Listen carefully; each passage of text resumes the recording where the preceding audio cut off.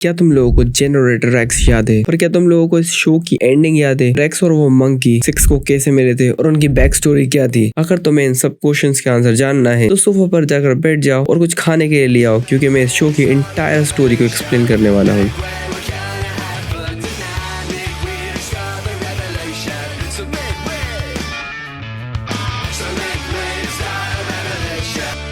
Show की शुरुआत होती है एक बायोमेट्रिक ब्लास्ट के साथ, जिससे एक तरह के वायरस नैनाइट्स पूरी दुनिया में फैल जाते हैं, जिससे एक नॉर्मल ह्यूमन बीइंग एक मॉन्स्टर में बदल जाते हैं। इस प्रॉब्लम से निपटने के लिए प्रोविडेंस नाम की ऑर्गेनाइजेशन बनाई जाती है जो इन मॉन्स्टर्स से दुनिया को बचाती है, जिसमें हमारा हीरो रेक्स भी काम करता है। रेक्स भी एक मॉन्स्टर ही है, पर ये अपने नैनाइट्स को कंट्रोल कर सकता है, दूसरे मॉन्स्टर्स को क्योर कर सकता है। एक जाइंट मॉन्स्टर ने सिटी पर अटैक कर दिया है। सिटी को हमारा हीरो बचा ही रहा होता है, तभी उस मॉन्स्टर से लड़ते लड़ते हमारे हीरो के नैनाइट्स माल फंक्शन हो जाते हैं। फिर सिक्स हमारे मैट्रिक्स गाय को उसे बचाने आना पड़ता है, तभी रेक्स के नैनाइट्स नॉर्मली वर्क करने लगते हैं। रेक्स उस मॉन्स्टर को मार के उसके सारे नैनाइट्स एब्जॉर्ब कर लेता है और वो नॉर्मल हो जाता है। आगे हमें पता लगता है रेक्स के नैनाइट्स के अनकंट्रोल होने की वजह रेक्स का पास्ट है। रेक्स को उसकी पास्ट की कोई भी चीज याद नहीं है, जिस वजह से उसे कई बार ऐसे अजीबोगरीब सपने आते हैं जिससे वो अनकंट्रोल हो जाता है। और इसी सबसे बचने के लिए वो बाहर गेड़ी मारने के लिए निकलता है, जहाँ पर उसकी मुलाकात होती है नोहा से। वो उसके साथ बात कर ही रहा होता है, तभी कुछ विलेन के पालतू टट्टू आ जाते हैं उसे किडनैप करने के लिए, और उसी वक्त सिक्स भी आ जाते हैं उसे बचाने के लिए। बट फिर भी वो लोग रेक्स को अपने साथ लेकर चले जाते हैं, जहाँ रेक्स की मुलाकात होती है शो के मेन विलेन वैन क्लाइस से। ये बंदा किसी जादूगर से कम नहीं है, ये नेचर को कंट्रोल कर सकता है।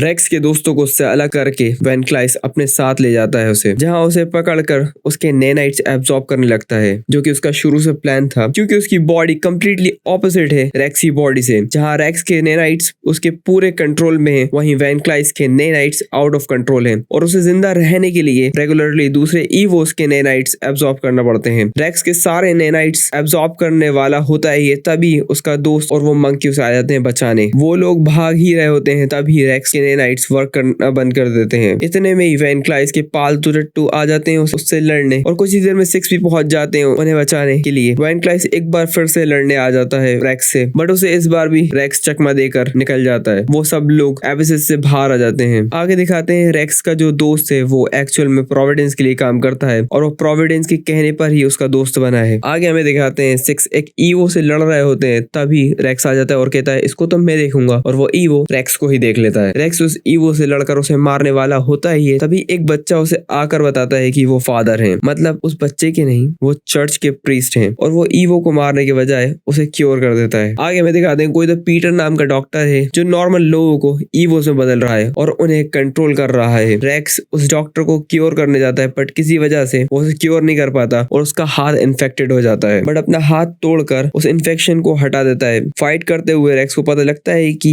पीटर की बेटी वैन क्लाइस के पास है, और इसलिए उसने अपने ऊपर ऐसा एक्सपेरिमेंट करके पूरी ज़ॉम्बी टाइप आर्मी बनाई है। बट रेक्स पीटर को कन्विंस कर लेता है कि वो उसकी मदद करेगा उसकी बेटी को वापस लाने में, और पीटर उसकी बात मान लेता है और रेक्स उसके सारे नैनाइट्स को एब्जॉर्ब कर लेता है, और लास्ट में वो पीटर की बेटी को ढूंढकर उसके पास वापस ले आता है। आगे में दिखाते हैं रेक्स, नोहा और वो मंकी कबू लूना नाम की जगह पर गया है समर वेकेशन के लिए, जहां हमारे हीरो को मिल जाती है उसकी हीरोइन, और ये भोंदू उस लड़की के ही चक्कर में लग जाता है। आगे में दिखाते हैं कि ये लड़की कोई नॉर्मल ह्यूमन नहीं है, बल्कि ये भी एक ईवो है जो किसी तो मिस्टीरियस ईवो को बुला रही होती है, और वो जब उस ईवो को अपने पास बुला ही रही होती है, तभी रेक्स उसकी आवाज सुनकर वहां आ जाता है, और तभी वैन क्लाइस के पालतू टट्टू भी वहां आ जाते हैं, जिसके बाद रेक्स को पता लगता है कि वो वैन क्लाइस से मिली हुई है। रेक्स और सिक्स दोनों उन लोगों से लड़ रहे होते हैं, तभी वो ईवो वापस आ जाता है। सर्सी और रेक्स दोनों मिलकर उस ईवो को हरा देते। सर्सी वापस चली जाती है वैन क्लाइस के पास, जहां वैन क्लाइस उसे मारने के बजाय उसे अपने साथ रख लेता है। आगे हमें दिखाते हैं Rex and Noah restricted area में चले जाते हैं गेड़ी मारते हुए। अंदर जाने के बाद उन्हें सारे सिक्योरिटी गार्ड्स मरे हुए और हर चीज तहस नहस मिलती है, और जिस ईवो ने उन सबको मारा है उसे कई सालों से वहां कैद करके रखा था। उससे रेक्स का सामना होता है, और उससे लड़ते वक्त ही रेक्स को नोहा बताता है कि वो एक स्पाई है वाइट का, और ये सब सुनकर रेक्स को बिट्रेड फील होता है, और उसके नैनाइट्स फिर से काम करना बंद कर देते हैं। ईवो से बचते हुए वो दोनों रेस्ट्रिक्टेड एरिया से बाहर आ जाते हैं, तभी वो ईवो नोहा को अपने साथ ले जाता है। हॉलिडे रेक्स की मदद करने के लिए वहाँ आ जाती है। दोनों मिलकर नोआ को ढूंढ ही रहे होते हैं, तभी वो नोआ और बाकी सिक्योरिटी के लोगों को एक नेस्ट टाइप की चीज के अंदर कैद देखते हैं। तभी वो ईवो वापस आ जाता है और रेक्स की पावर्स भी वापस आ जाती हैं और वो उस ईवो की गुद्दी चटका देता है। उसे रेक्स जान से मारने वाला होता है ये, तभी हॉलिडे उसे बताती है कि वो ईवो उसकी बहन है जिसे क्योर भी नहीं कर सकते। प्रोविडेंस उस ईवो को वापस उसके सेल में डाल देते हैं। आगे हमें दिखाते हैं रेक्स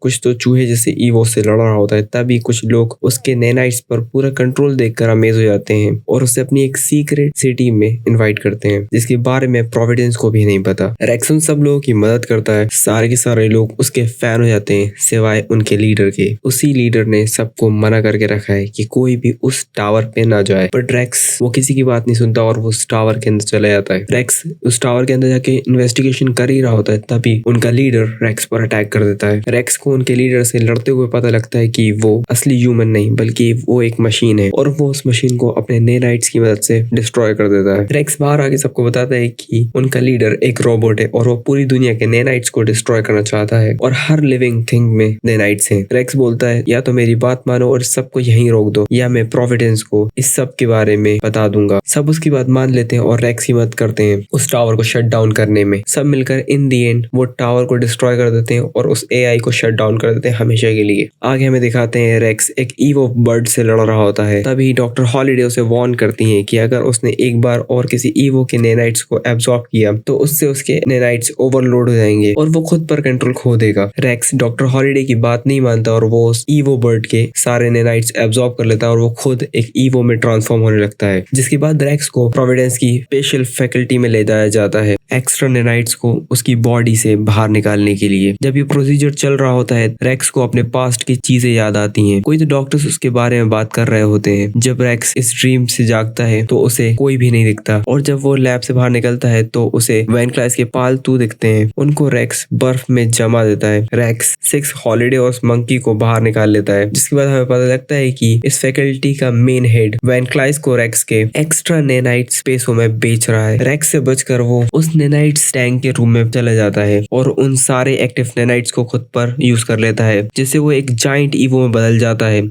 इतने बड़े ईवो को एब्सॉर्ब करना रेक्स के लिए भी इम्पॉसिबल है, बट फिर भी वो ट्राई करता है। But in the and evo को कैद करना पड़ता है क्योंकि रेक्स उसे क्योर नहीं कर सकता। आगे हमें दिखाते हैं वैन क्लाइस सिटी में आ जाता है। प्रोविडेंस से लड़ ही रहे होते हैं, तभी 6 के पास कॉल आता है हमला रोकने का। कुछ तो पॉलिटिकल डिप्लोमेसी की वजह से यूएसए के डिप्लोमेटिक फ्रेंड बन चुके हैं। वैन क्लाइस पार्टी ऑर्गेनाइज करवाता है जहाँ रेक्स को सर्सी मिलती है और उससे पूछता है यहाँ ये सब क्या चल रहा है, और वो उसके सर पर मार के उसे बेहोश कर देती है और साथ में उस मंकी को भी पकड़ लेते हैं। प्रोविडेंस रेक्स को ढूंढने में लग जाते हैं। इतने में ही रेक्स और वो मंकी वैन क्लाइस की कैद से बाहर आ जाते हैं। सर्सी को ढूंढते वक्त रेक्स को एबिसिस की डर्ट से भरा पूरा फ्लोर मिलता है जो कि नैनाइट से फ्यूज्ड है। वहाँ उसका सामना होता है ईवो वर्म से, जिनकी वो गुद्दी चटका देता है और यही वो वर्म्स हैं जो इस नैनाइट फ्यूज्ड डर्ट को यहाँ ला रहे हैं एबिसिस से। रेक्स उन वर्म से लड़ ही रहा होता है, तभी सर्सी आ जाती है और रेक्स को एक ऑफर करती है कि वो वैन क्लाइस से हाथ मिला ले और उसके साथ मिल जाए, बट रेक्स उसे मना कर देता है। तभी वैन क्लाइस पूरी बिल्डिंग को उसके नैनाइट ड्रीम से भर देता है और सारे डिप्लोमेट्स को उसके आगे झुकने का बोलता है। तभी रेक्स आ जाता है वैन क्लाइस से लड़ने। वैन क्लाइस रेक्स पर भारी पड़ जाता है। लड़ते वक्त ही रेक्स को एक आइडिया आता है कि अगर वो सारी डर्ट को पानी में बहा दे तो वैन क्लाइस इस पर कंट्रोल नहीं कर पाएगा, और ऐसा ही होता है। वैन क्लाइस के सारे नैनाइट ट्रीज झड़ जाते हैं और वैन क्लाइस वहां से भाग जाता है। हमारे चैनल में 100 सब्सक्राइबर्स कंप्लीट होने में